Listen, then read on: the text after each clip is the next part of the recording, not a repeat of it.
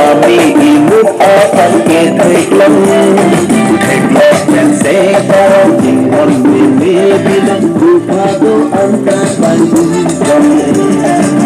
Mengarang kaki waktuan hari imut akan keteklam Nampak jujak jiklam Doi tenan hilang sampitan gunung hitam Aroy along kaki waktuan Sami imut akan keteklam Teklam dan sekarang tinggal bebe bilang Rupa doang kapan hujan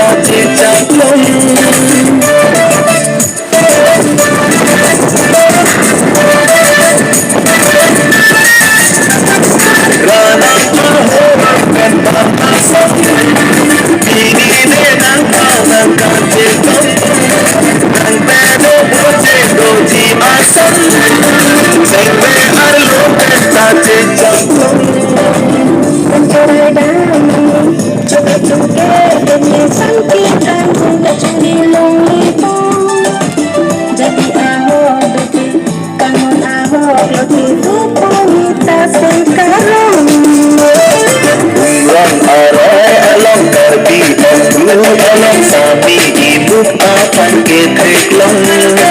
Teklam dan sekarang tinggal bebe bilang Lupa doang kapan gumpang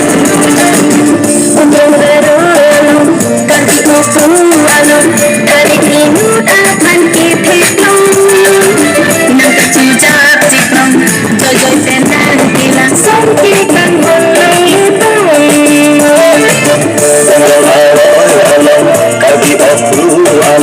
Sami imut akan keteklam Teklam dan sekarang